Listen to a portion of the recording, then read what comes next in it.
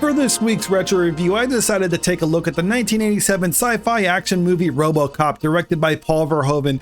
Now, this is just a classic 80s action movie. It's filled with everything that you would love. You got the brutal, over-the-top violence coupled with genuinely funny cultural commentary and satire. In this movie, basically, it's a futuristic dystopian Detroit where even though the police force is very highly militarized, they still can't keep up with all the rampant crime and criminals running amok throughout the whole city. And I swear this is a work of fiction.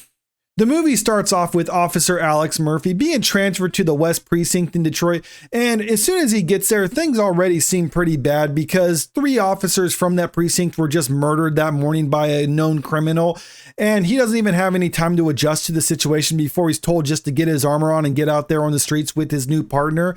He does get a little bit of time to build up somewhat of a rapport with his new partner, but that ends quickly when they're pursuing the criminals who actually killed those officers. And these guys are obviously people who will not be taken alive and would rather just kill cops whenever they can. They corner these guys in an abandoned factory, but his partner gets knocked out and she's out of the picture. And then Murphy is left to fend for himself against these criminals who proceed to torture him before brutally murdering him.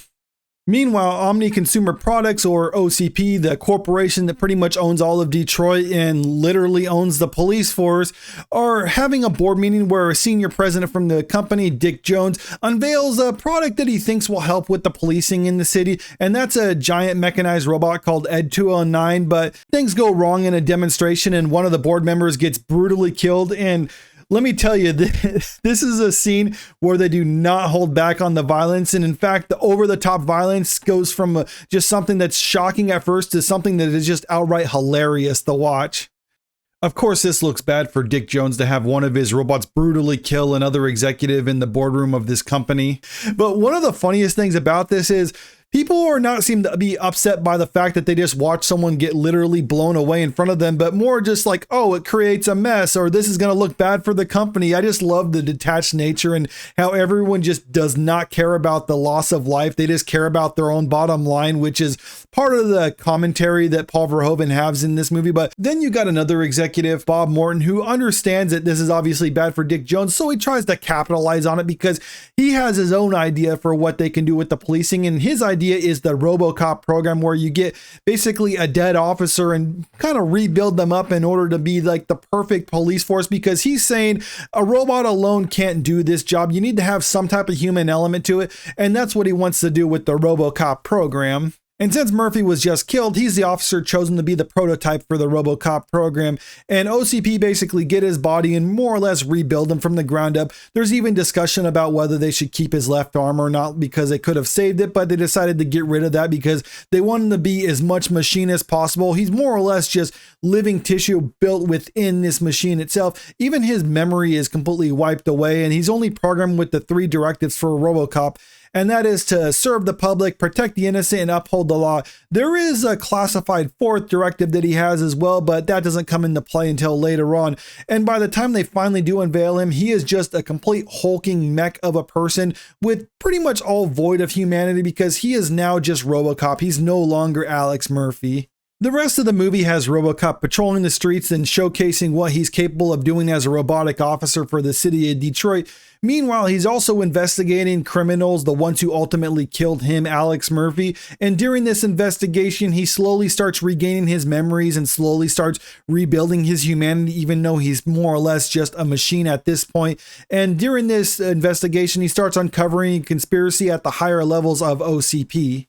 First and foremost, I love the costume for Robocop and the design of the character. Even nearly 40 years later, you can show someone the image of Robocop and people will be able to identify it as Robocop, even if they haven't seen this movie before, which is just a testament to how iconic this character is. I really got to give credit to Peter Weller too with the way he played this character, because he is just as much of a part of it being as iconic as it is as the suit design itself, with his speech pattern being very recognizable while he's wearing the suit. Not to mention the robotic movements that he had while he was in the suit really did sell the idea that this isn't just an actor playing a character in a suit.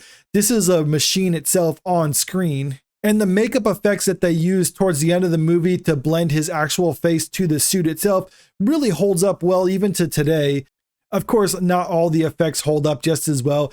Ed 209 being a prime example of a pretty dated effect in this movie because it's obvious stop motion just composited into the movie in some way. Yeah, I did like the overall design of the Ed 209 robot, and I thought it was kind of funny that they kept bringing it out, and every time they'd bring it out, it would screw up in some way. Like the fact that it couldn't even navigate stairs, I think is pretty funny for something that was supposed to take over policing in an urban environment. And let me tell you, the violence in this movie is one of the best parts about it. Because like I was saying earlier, it starts off where it's kind of shocking, but it's just so gratuitous and over the top that you just can't help but laugh about it and have fun with it, which really raises a question. When this movie came out, why did people think that this would make a good children's cartoon show? But I don't know, for some reason they thought it did, and that's what we got back in the day.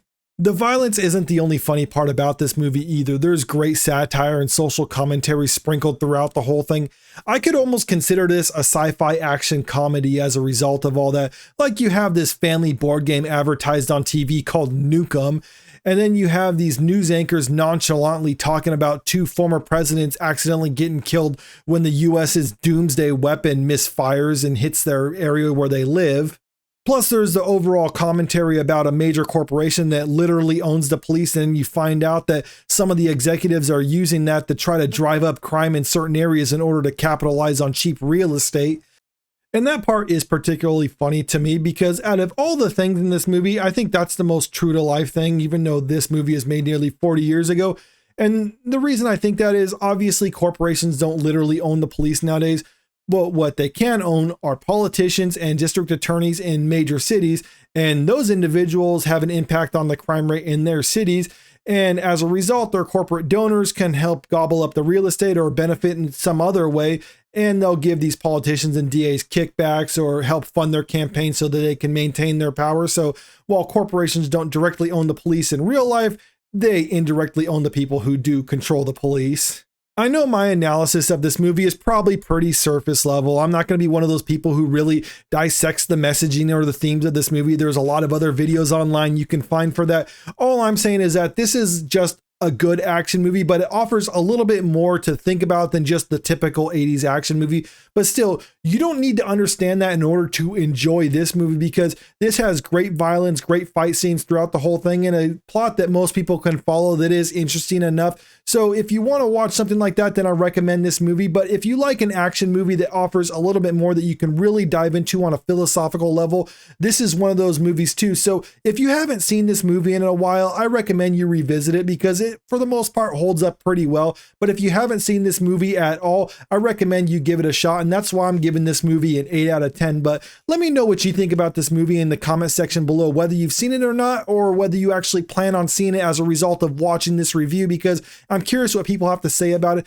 And also, if you haven't already, make sure you click that subscribe button if you want to stay up to date with the latest entertainment news, or you want to check out some more of my movie reviews or my retro movie reviews, because I have more of them on this channel and more to come. And if you haven't already too, click that like button and share the video because it really helps out with the channel. Thank you.